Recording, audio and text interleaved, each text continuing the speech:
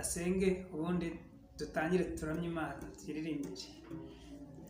Mana yacu turagushimiye ko waturinze, dusengeye umwanya tugiramo wo kuririmba no gucuranga,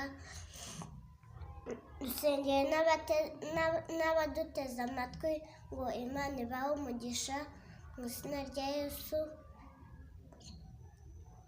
Amen. amen.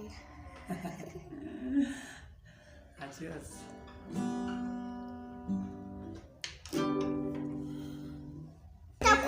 Fata kurire.